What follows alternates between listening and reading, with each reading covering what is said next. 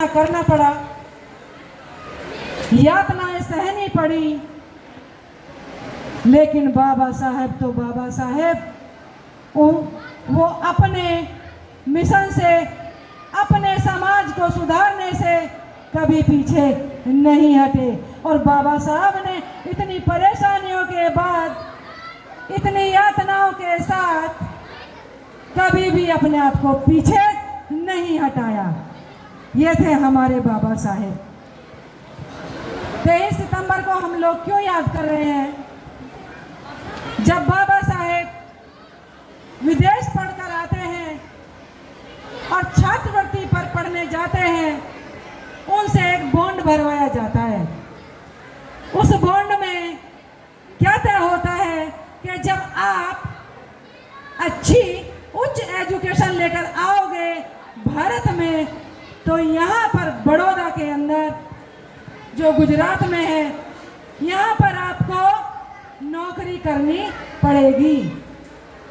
बाबा साहब उस छात्रवृत्ति पर पढ़ने चले जाते हैं और वापस लौटकर जिस दिन आते हैं, रेल में बैठे बैठे बाबा साहब बड़े गदगद होते हैं, बड़े खुश होते हैं कि आज मैं अपने भारत देश वापस जा रहा हूँ।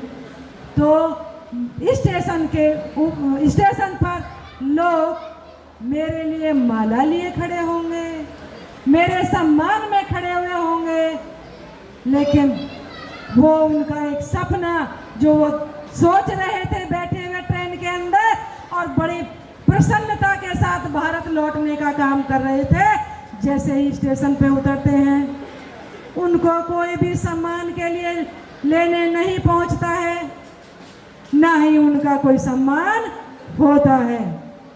बाबा साहब अपने गंतव्य स्थान पर पहुंच जाते हैं और अपना कार्यालय ज्वाइन करते हैं। बाबा साहब ने बड़ौदा शहर के अंदर जगह जगह घर ढूंढने का काम किया, क्योंकि बाबा साहब को रहना था। वहां पर उनको कोई भी जगह रहने के लिए नहीं मिली थी।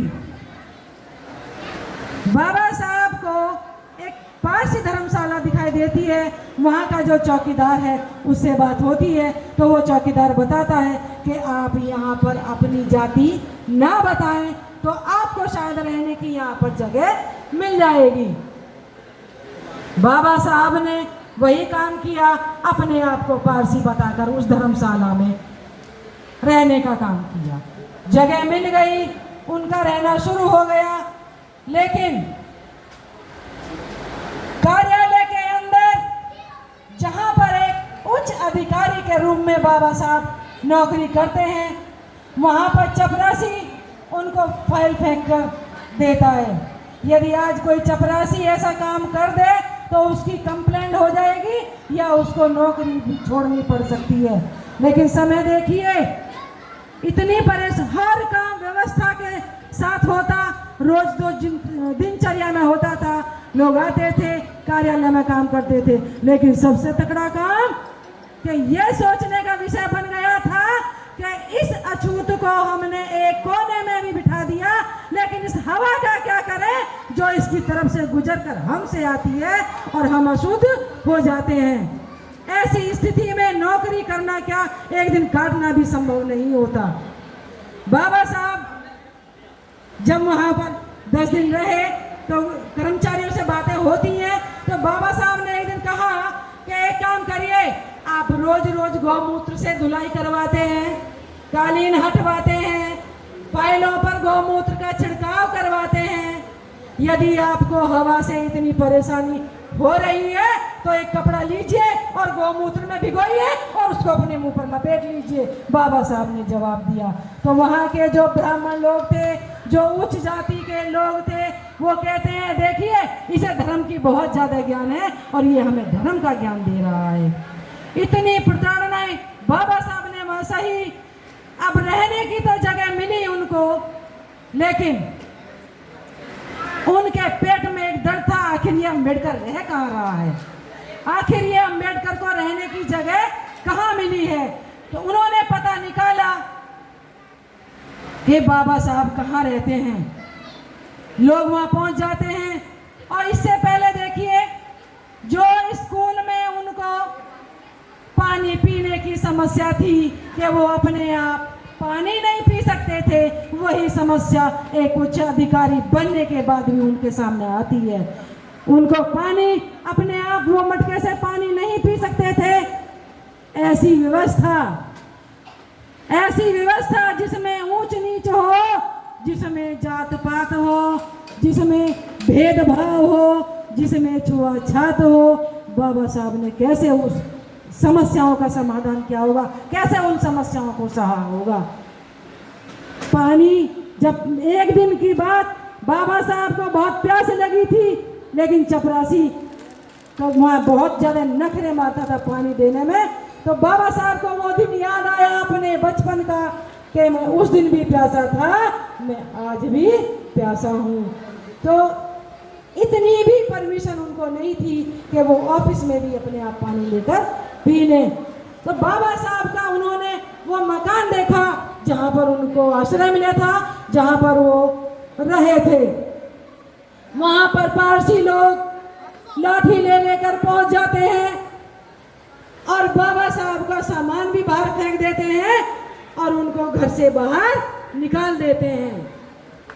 बाबा साहब परेशान होकर वापस चलते हैं और वापस चलने से पहले फिर राजा के पास अपनी बात पहुंचाते हैं कि कहीं ऐसा ना हो कि भाई मैंने एक बॉन्ड भरा था, उस बॉन्ड पर राजा की बात मुझे कहने को कल को मिले। तो राजा के बात जाती है कि मेरे साथ ऐसा ऐसा व्यवहार हो रहा है और मेरे साथ ये बर्ताव आज किया जा रहा है, तो क्या मैं ऐसे में काम कर सकता हूँ? तो राजा का क्या जवाब था कि धर्म के आड़े मैं कोई बात नहीं कर सकता, मैं आपका इस समस्या का कोई हल मेरे पास नहीं है। देखिए, धर्म बढ़ा या राजा, धर्म बढ़ा या राजा। धर्म एक ऐसी अफीम थी जो आज भी अफीम का काम करती है। धर्म के आगे अच्छे को, सरकार तक को लोग झुका देते हैं। तो धर्म वहाँ आड़े आता है। एक दिन बाबा साहब बोलते हैं, एक कर्मचारी से पूछते हैं, चपरासी से, भाई एक बात बताओ, मैं अधिकारी और तुम चपरासी, मैं बहुत पढ़ा लिखा, तुम बहुत कम पढ़े लिखे। चपरासी तो अनपढ़ भी बन जाते हैं, कम पढ़े लिखे भी बन जाते हैं। नो बिल्कुल, मैं जानता हूँ कि आप बहुत पढ़े लिखे हैं, आप सूटिड बूटिड भी हैं, आप विदेश से पढ़ के आए हैं, लेकिन मेरा धर्म परमिशन नहीं देता कि मैं आपको पानी पिलाऊं या मैं आपको फाइल उठा कर दूं। ऐसी व्यवस्था को बाबा साहब ने सहन किया और उस व्यवस्था को सहन करके राजा को बता करके जब वहां से कोई उसका सॉल्यूशन नहीं निकला और समस्या का समाधान नहीं निकला, तो बाबा साहब वहां से नौकरी छोड़कर चल देते हैं। जब उन्होंने नौकरी छोड़ी, स्टेशन पे जो सियाजी नाम से एक बाग प्रसिद्ध है बड़ौदा के अंदर, वहाँ पर बैठ जाते हैं। रेल लेट थी, कई घंटे लेट थी। बाबा साहब वहाँ बैठ जाते हैं और बैठकर फूट फूट कर रोते हैं कि मैं सूटिड बूटिड विदेश से पढ़ के आया, अच्छी शिक्षा लेके आया, उच्च शिक्षा लेकर आया, लेकिन मेरे साथ ये बर्ताव है। तो जो मेरा समाज गांव के अंदर है, जो गरीब है, दरिद्र है, दलित है, उसके साथ कैसा लोग व्यवहार करते होंगे। बाबा साहब वहाँ बैठे बैठे एक संकल्प लेते हैं। संकल्प क्या? अपने आप से वादा, एक प्रतिज्ञा। ये वादा क्या? हम दूसरे से वादा करते हैं तो लोग तोड़ भी देते हैं, लेकिन अपने आप से वादा किया हुआ तोड़ने में बहुत जोर पड़ता है, ना ही कोई तोड़ पाता है। तो बाबा साहब ने एक संकल्प लिया कि यदि मैं इस समाज को, मैं अपने समाज को इस दलदल से, इस छुआछूत की दलदल से, इस पाखंडवाद की दलदल से, इस ऊंच नीच की दलदल से यदि मैं नहीं निकाल पाया, तो अपने आप को गोली मार लूंगा। बाबा साहब ने ये संकल्प लिया और देखिए अच्छी नौकरी थी, अच्छा पैसा भी था। वो चाहते तो उसी स्थिति में नौकरी करते और अपने बच्चों का पालन पोषण करते, लेकिन उन्होंने नौकरी किसके लिए छोड़ी? अपने समाज के लिए छोड़ी, अपने उन करोड़ों बच्चों के लिए छोड़ी जिन बच्चों में आप और हम भी आते हैं, जिनके लिए उन्होंने कानून मंत्री पद को त्याग पत्र दिया। जब कानून मंत्री, देश के प्रथम कानून मंत्री बाबा साहेब थे, लेकिन जब हिंदू कोड बिल पास नहीं हुआ तो उन्होंने कानून मंत्री पद को त्याग पत्र दिया।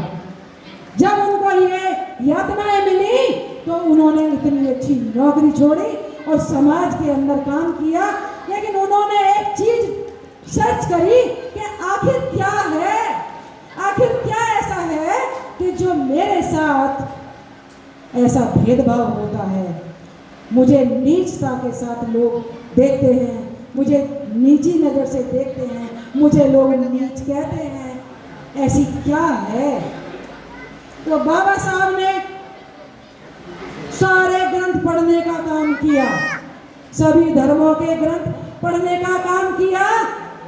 चूंकि ग्रंथ थे संस्कृत भाषा में, वो नहीं पढ़ पाए और संस्कृत पढ़ने विदेश गए, विदेश से पढ़ के आए और उन्होंने ग्रंथों को पढ़ा और उन्होंने जाना कि ये कहीं और नहीं, इन ग्रंथों में लिखा है कि ये अछूत है, ये नीच है, ये ताड़ना के अधिकारी हैं। तो बाबा साहब ने ठान लिया कि मैं इस समाज को बाहर निकाल कर दम लूंगा। चूंकि समय बहुत कम है, बाबा साहब एक छोटा मोटा चैप्टर नहीं है, यदि उनकी बात करी दिन क्या महीने लग जाएंगे। यहाँ पर बच्चों के कार्यक्रम भी होने हैं और वक्ता बहुत हैं, समय का विशेष ध्यान रखा जाए। यहीं पर मैं अपने शब्दों को विराम देती हूँ। जय भीम, नमो बुद्धाय। लेकिन एक संकल्प आपसे चाहती हूँ कि हम उन बाबा साहब जो माँ का काम करते हैं, 1 मिनट का समय और लूँगी। गांधी ने कहा था बाबा साहेब से कि भाई तुम इन लोगों के लिए, दलित लोगों के लिए, छोटे लोगों के लिए या तुम्हारे समाज के लिए मैं भी तो काम करता हूँ, तो नेता तो मैं हूँ इनका। कि बाबा साहब ने जवाब दिया कि दाई का काम होता है घर घर जाना, बच्चे को पैदा करना, लेकिन मैं इस समाज की माँ हूँ। माँ अलग जानती है कि ये पीड़ा कैसी होती है, मैं दाई नहीं, मैं इस समाज की माँ हूँ। तो बाबा साहब हमारी वो माँ थी जिन्होंने हमें बिना रोए सब कुछ दिया। तो आप और हम मिलकर आज एक संकल्प लेंगे कि हम किसी भी गलत रास्ते पर ना जाकर, कहीं अलग ना भटक कर हम बाबा साहब के फॉलोवर्स बनेंगे, अंबेडकर वादी बनेंगे। धम्म का काम हमारा भिक्षु संघ सिखाता है, धम्म का काम हमारा भिक्षु संघ सिखाता है, लेकिन हम धम्म में जब घुसेंगे पहले हम अंबेडकर वादी बनेंगे। आज संकल्प लेकर जाना यहाँ से संकल्प दिवस पर कि हम सबसे पहले अंबेडकर वादी हैं, संघर्षों के आदि हैं, हम अंबेडकर वादी हैं। जय भीम, नमो बुद्धाय।